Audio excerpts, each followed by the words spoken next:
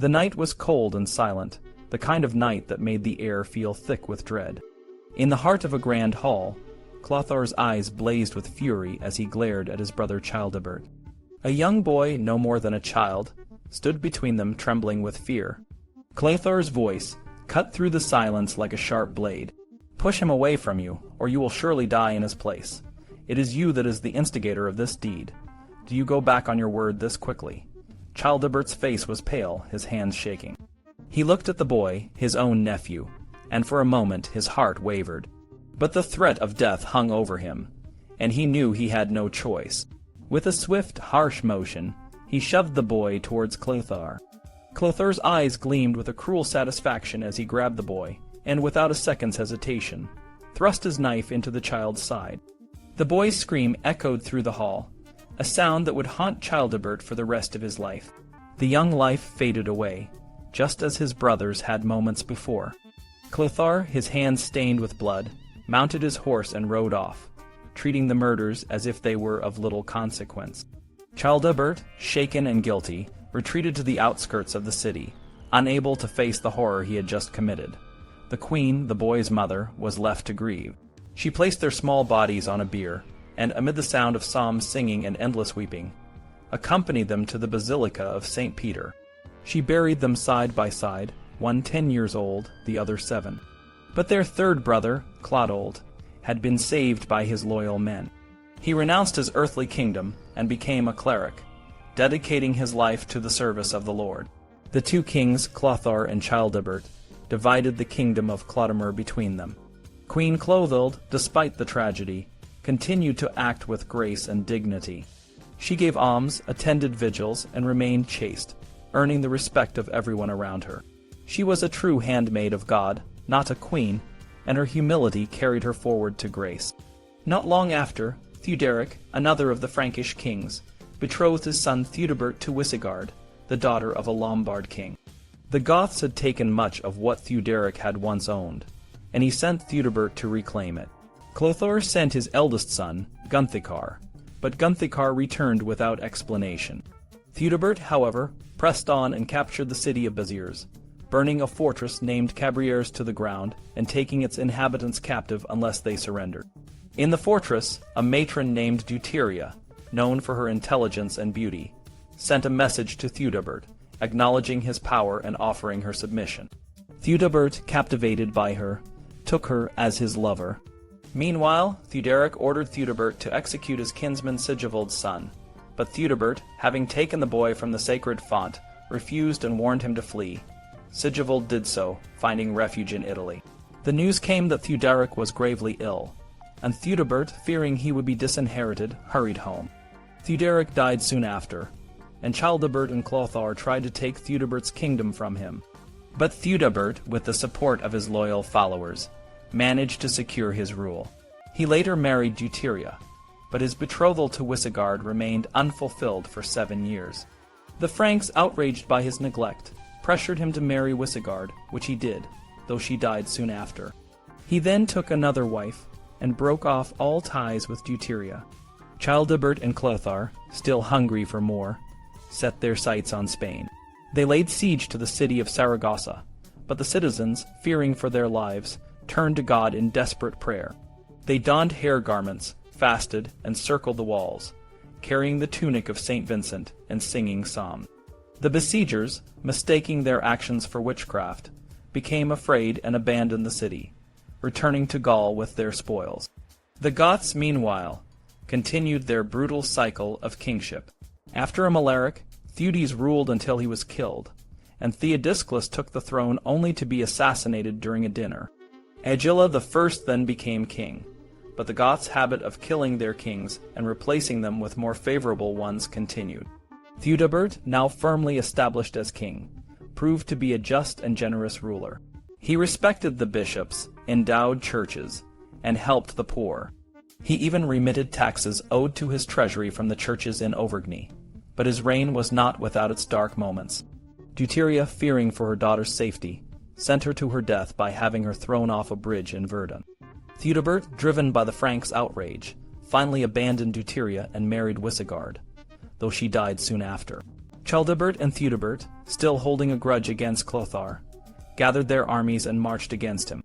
Chlothar, realizing he could not stand against their combined forces, fled to a forest where he built barricades and placed his hope in God's mercy.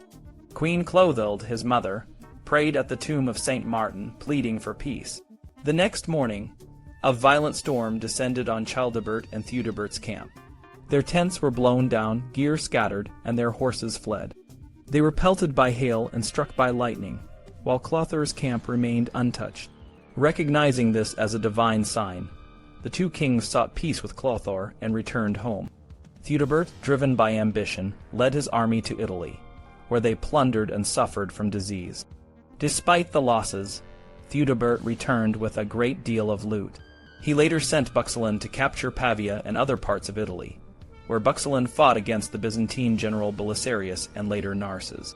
Buxelin's victories brought wealth and power to Theudebert, but his success was short-lived.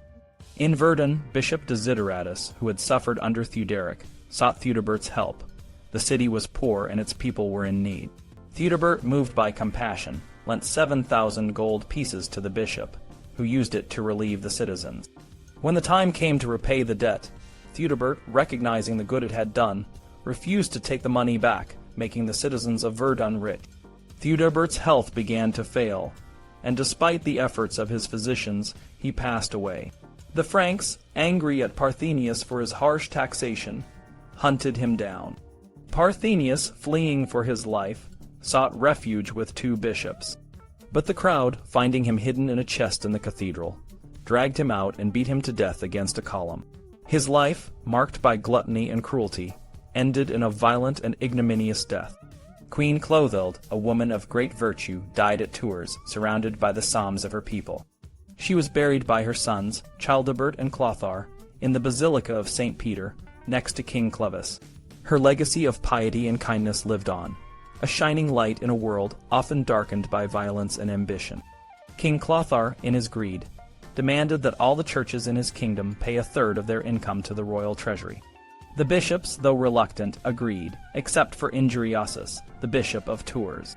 Injuriasus, standing firm in his faith, refused to sign and warned Chlothar that the Lord would take away his kingdom if he continued to exploit the poor. Chlothar, however, was not deterred, and the struggle between the church and the state continued.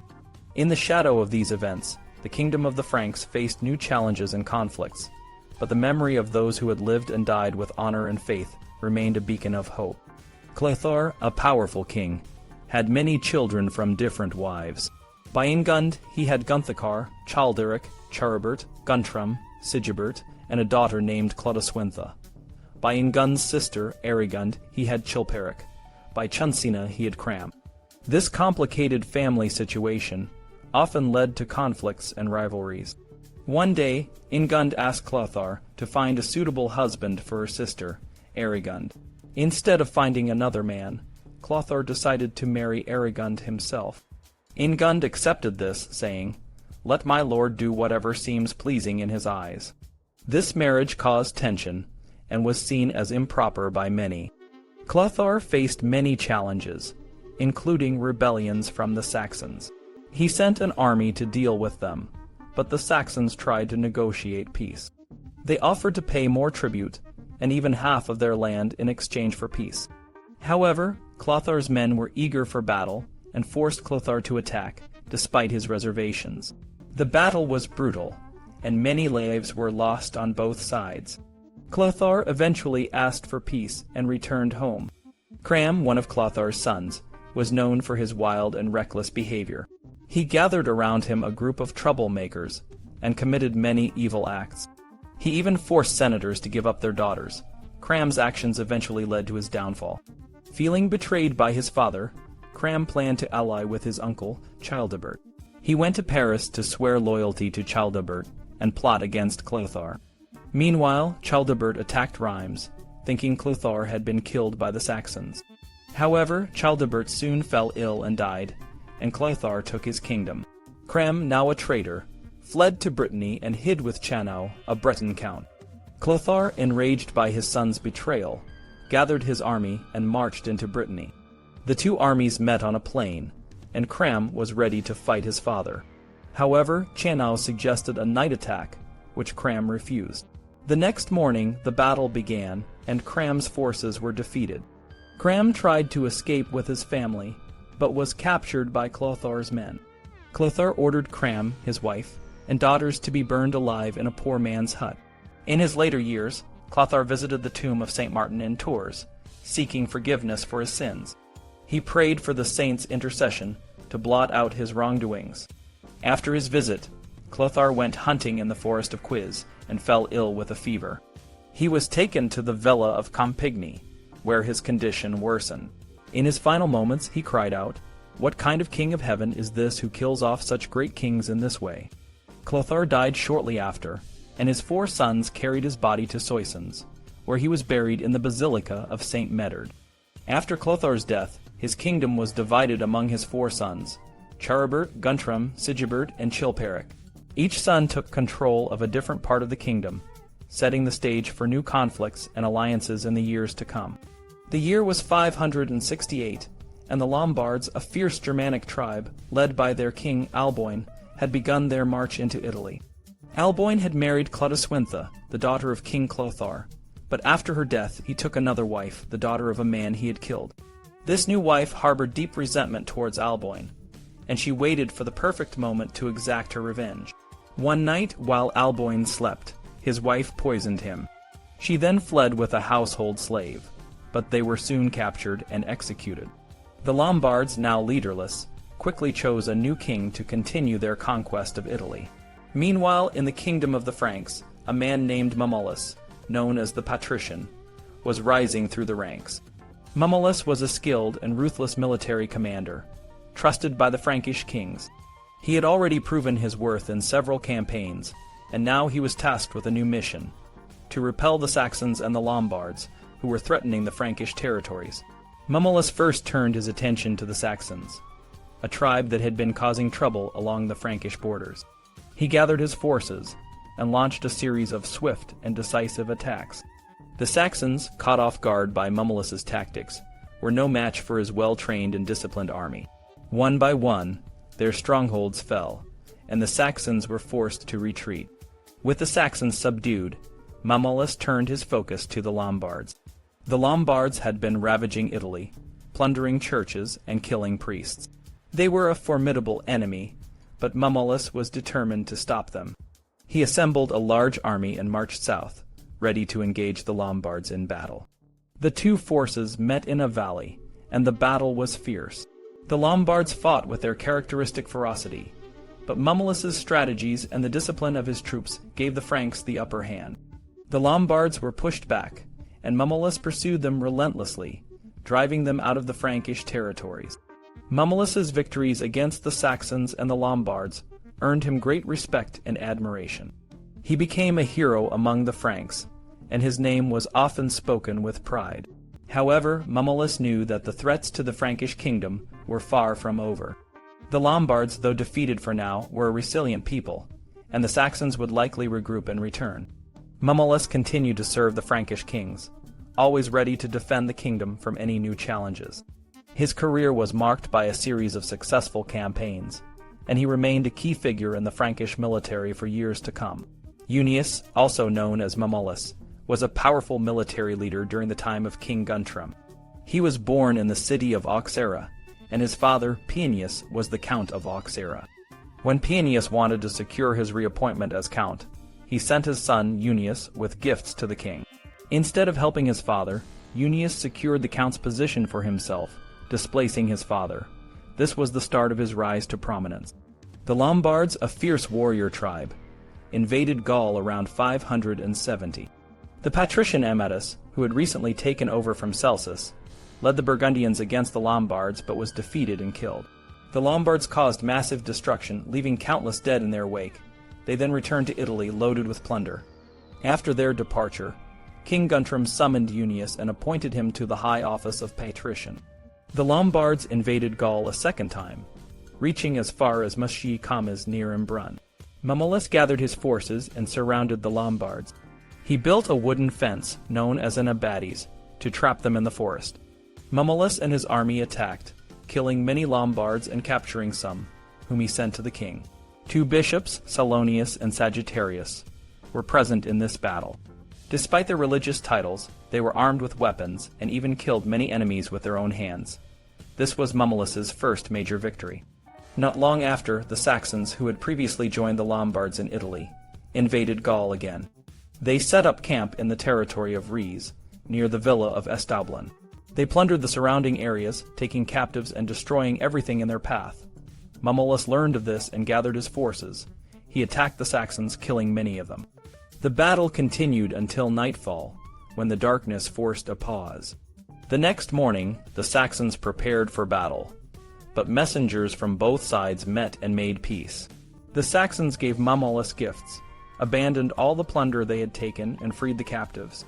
They promised to return to Gaul, as subjects of the Frankish kings and allies of the Franks.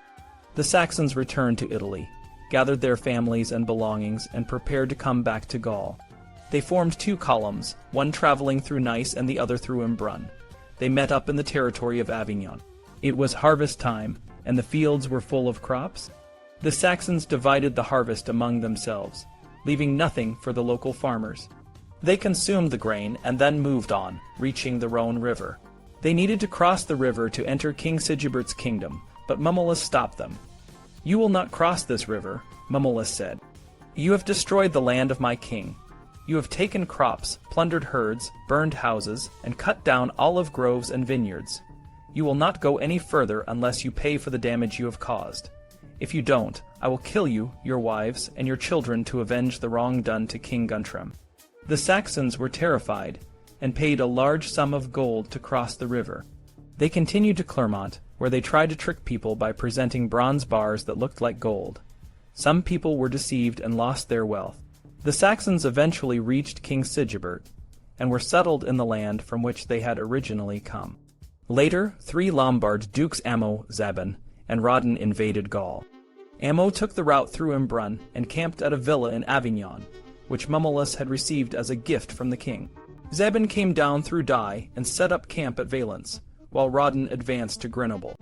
Ammo pillaged the province of Arles and the nearby towns, even reaching as far as Marseille.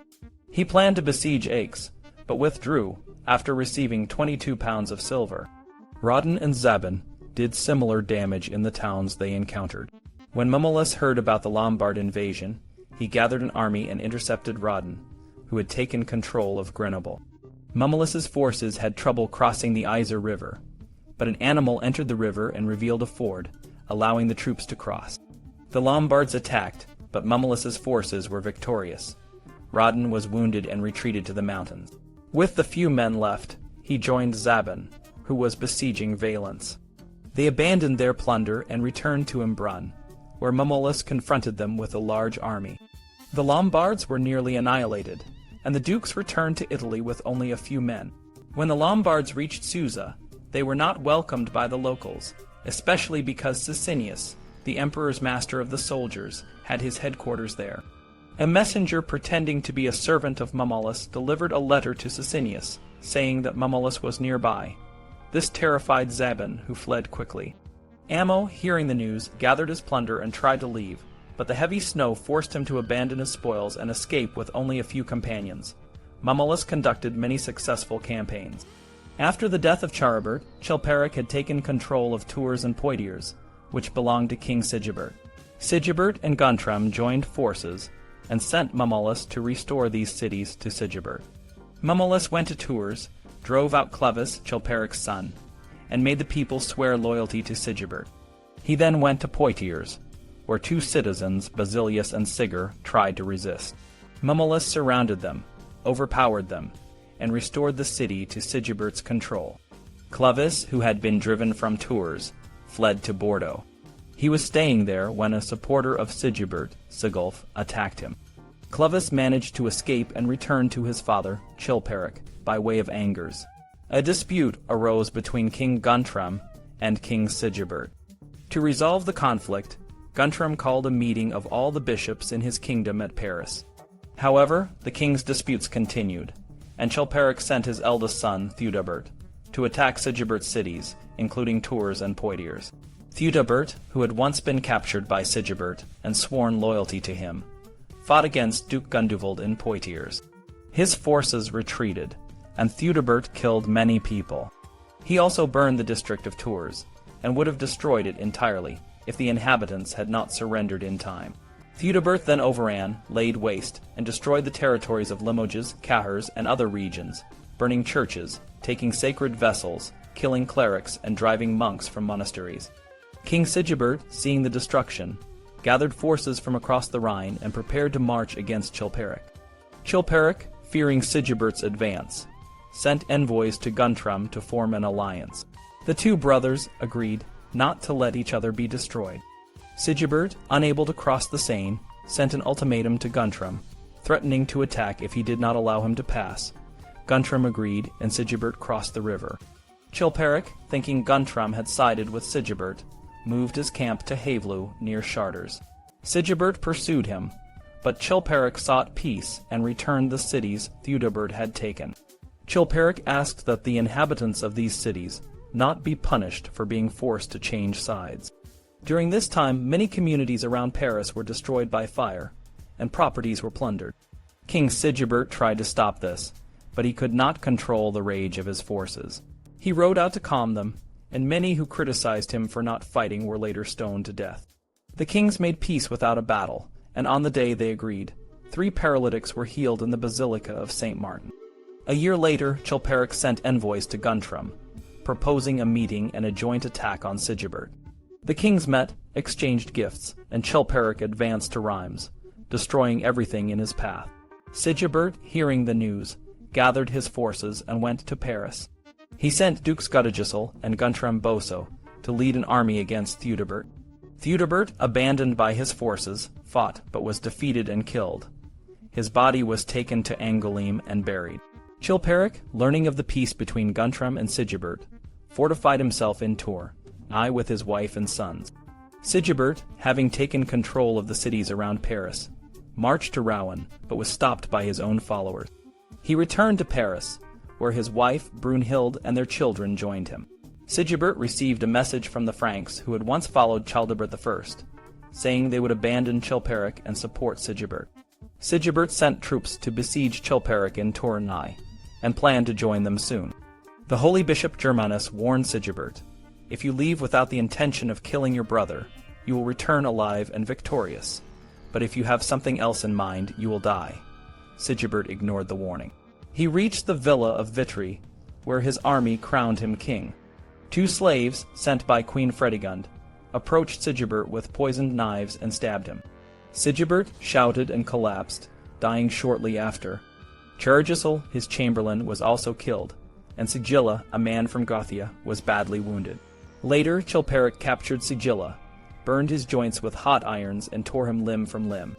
Chilperic, hearing of his brother's death, left Tournai with his family, prepared Sigibert's body, and buried it in the villa of Lambers. Sigibert's body was later moved to the Basilica of St. Medard in Soissons, where he was buried next to his father, Chlothar. In the year 576, a young boy named Childebert, just 5 years old, became the king of a part of the Frankish kingdom. His father, King Sigibert, had been killed, and Childebert was the rightful heir. The day he became king was Christmas Day, and it marked the start of a new era in the history of the Franks. Childebert's mother, Queen Brunhild, was in deep sorrow.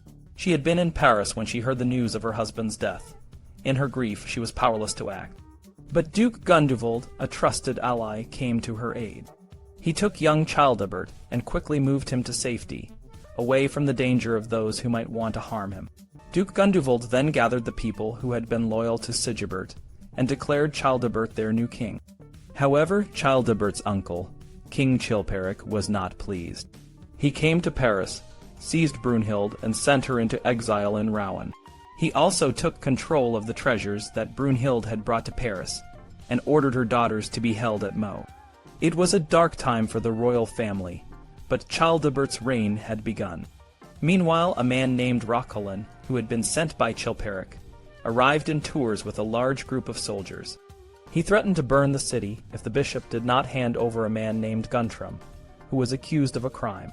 The bishop, however, refused to violate the sanctity of the church. Roquelin, filled with pride and arrogance, continued his threats, but soon he was struck with a terrible illness and died, his pride and arrogance silenced. In another part of the kingdom, in the city of Clermont, a new bishop named Avitus was working to convert the Jewish people to Christianity. He had been preaching to them, trying to show them that Christ was the promised Son of God. One Jew, moved by Avitus's words, decided to be baptized. On Easter, he was reborn in the faith, but as he left the church, a fellow Jew, inspired by evil, poured rancid oil on his head. The crowd was angry and wanted to punish the man, but Bishop Avitus stopped them, showing mercy and restraint. On the day of Christ's ascension, the crowd, led by Bishop Avitus, pulled down the Jewish synagogue, leveling it to the ground. Later, Avitus sent a message to the remaining Jews, offering them a choice. They could join the Christian faith and be part of the community, or they could leave. It was a time of change and tension, but Avitus remained a voice of peace and understanding. As Childebert's reign continued, the kingdom of the Franks would face many challenges, but the young king, with the guidance of his supporters, would strive to bring peace and order to his land. The story of his rule would be one of growth, conflict, and the search for a better future.